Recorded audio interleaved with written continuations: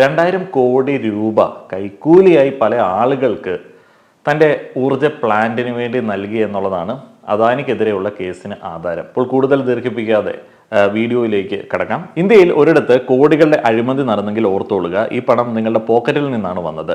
അദാനി ഗ്രൂപ്പും അതിന്റെ പങ്കാളികളും സർക്കാർ ഉദ്യോഗസ്ഥർക്ക് കൈക്കൂലി നൽകാൻ പദ്ധതിയിട്ടു. 1750 ബില്യൺ രൂപ കൈക്കൂലി അവർ വാഗ്ദാനം ചെയ്തു.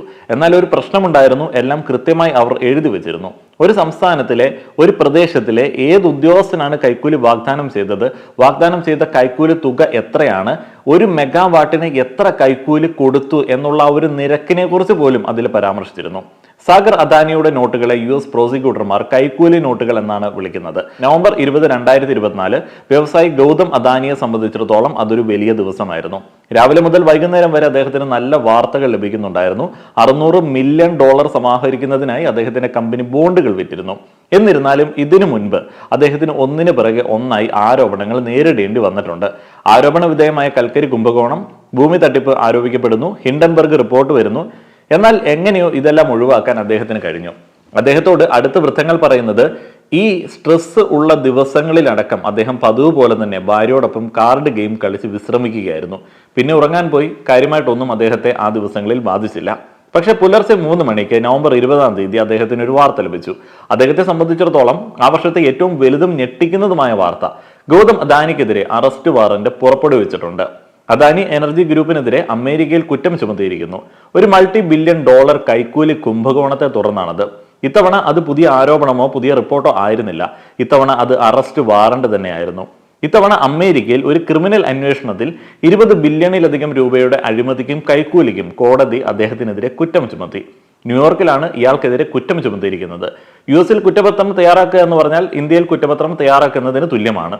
അദാനിക്കെതിരായ കുറ്റപത്രം നിങ്ങൾക്ക് കാണാൻ കഴിയും. തൊട്ട് താഴെ ഒരു ലിങ്ക് നൽകിയിട്ടുണ്ട്. എന്തൊക്കെയാണ് ഇവിടെ ഉയരുന്ന ആരോപണങ്ങൾ? അദാനിക്ക് ഇപ്പോൾ നേരിടേണ്ടി വരുന്ന പുതിയ ആരോപണങ്ങൾ എന്തൊക്കെയാണ്? അത് നിങ്ങളെ അടക്കം എങ്ങനെ ബാധിക്കുന്നു? ഇതൊരു ശരാശരി ഇന്ത്യക്കാരനെ എങ്ങനെ ബാധിക്കുന്നു?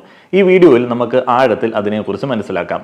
അദാനിക്കെതിരായ ആരോപണങ്ങളുടെ പട്ടിക വളരെ നീണ്ടതാണ്. മുഴുവൻ പട്ടികയും മനഃപ്പാഠമാക്കിയ ആരുമില്ല, അത്ര വലുതാണത്. 10 വർഷം മുൻപുള്ള ഈ വാർത്ത നോക്കൂ. മോദിയുടെ ഗുജറാത്തിൽ അദാനിയുടെ കമ്പനികൾക്ക് ഏറ്റവും കുറഞ്ഞ വിലയ്ക്ക് ഭൂമി ലഭിച്ചു.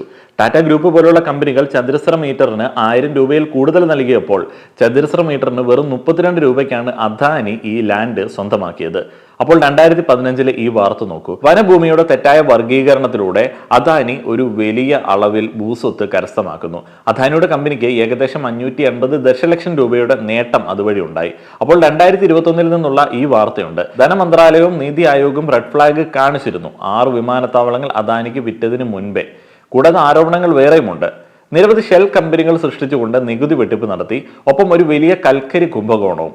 ശ്രീലങ്കയിലെ തുറമുഖ പദ്ധതിയുമായി ബന്ധപ്പെട്ട കൈക്കൂലി ആരോപണവും നേരിടുന്നുണ്ട്. ഈ ആരോപണങ്ങളെല്ലാം ഹിൻഡൻബർഗ് റിപ്പോർട്ടിന് മുൻപേ തന്നെ ഉന്നയിച്ചിരുന്നു. യഥാർത്ഥത്തിൽ എന്താണ് ഈ ആരോപണങ്ങൾ? അവ എങ്ങനെയാണ് കോടിക്കണക്കിന് രൂപയുടെ നഷ്ടത്തിലേക്ക് വിവർത്തനം ചെയ്യുന്നത്?